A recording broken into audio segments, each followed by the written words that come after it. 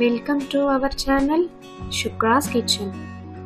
நம்ம இன்னைக்கு பார்க்க போறது பச்சை பயிர் மசாலா. வாங்க வீடியோக்குள்ள போலாம். நான் குக்கர் எடுத்திருக்கேன். தேவையான அளவு பச்சை பயிர் போட்டுக்கலாம். தேவையான அளவு தண்ணி ஊற்றிக்கலாம். மூடி போட்டு 4 விசில் வச்சுக்கோங்க. 4 விசில் வந்துடுச்சு. ஓபன் பண்ணிடலாம். பச்சை பயிர் நல்லா வெந்திருக்கு. இந்த அளவுக்கு வேகணும்.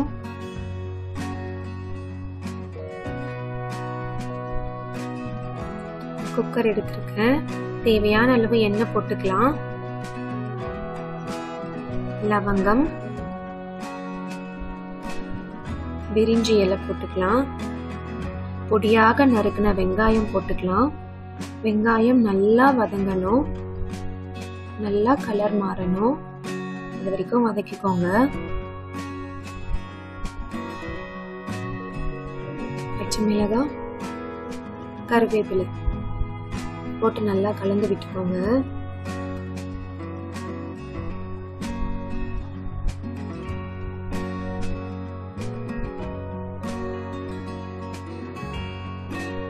தேவையான அளவு இஞ்சி பூண்டு விழுது போட்டுக்கலாம். நல்லா கலந்து விட்டுக்கோங்க. எண்ணெயிலேயே கொஞ்ச நேரம் வதங்கட்டும். ராஸ்மெல் போகட்டும். தக்காளி விழுது எடுத்திருக்கேன். அதையும் போட்டு நல்லா கலந்து விட்டுக்கோங்க. எண்ணெயிலேயே நல்லா வதங்கணும். எண்ணெய் பிரிஞ்சு மேலே தெரியிற வரைக்கும் வதங்கணும். நல்லா கலந்து விட்டுக்கோங்க. தேவையான அளவு மிளகாய்த்தூள், கொஞ்சம் மஞ்சள் தூள் நல்லா கலந்து விட்டுக்கோங்க. இதுவும் எண்ணெயிலேயே கொஞ்ச நேரம் வதங்கட்டும். உப்பு தேவையான அளவு. கரம் மசாலா போட்டுக்கலாம். வறுத்த ஜீரக பொடி போட்டுக்கலாம். அதையும் நல்லா கலந்து விட்டுக்கோங்க. எண்ணெயிலேயே கொஞ்ச நேரம் வேகட்டும். தயிர் கொஞ்சம் போட்டுக்கோங்க. நல்லா கலந்து விட்டுக்கலாம்.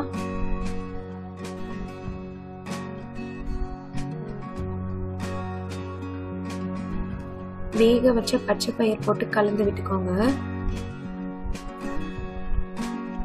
நல்லா கலந்து விட்டுக்கோங்க. எண்ணெயிலேயே கொஞ்ச நேரம் வேகட்டும். இதுவும்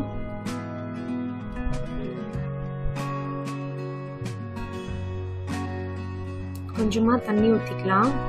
கிரேவின்றதுனால தண்ணி கொஞ்சமா வச்சுக்கோங்க. நல்லா கலந்துக்கலாம். மூடி போட்டு 1 விசில் மட்டும் வச்சுக்கோங்க. 1 விசில் வந்துடுச்சு. ஓபன் பண்ணிடலாம். நல்லா கலந்து விட்டுக்கோங்க.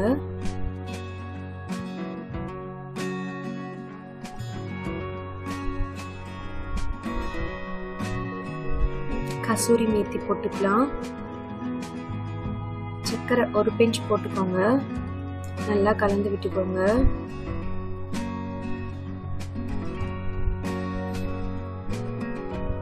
கொத்தமல்லி தழை போட்டுக்கலாம். கொத்தமல்லி கொஞ்சம் நிறையவே போட்டுக்கோங்க.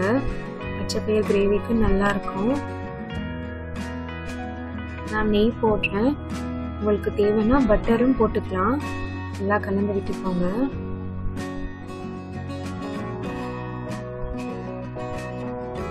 நான் வேற ஒரு பவுல்ல ட்ரான்ஸ்ஃபர் பண்ணிக்கிறேன்.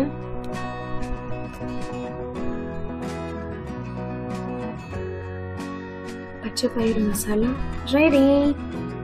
Thanks for watching.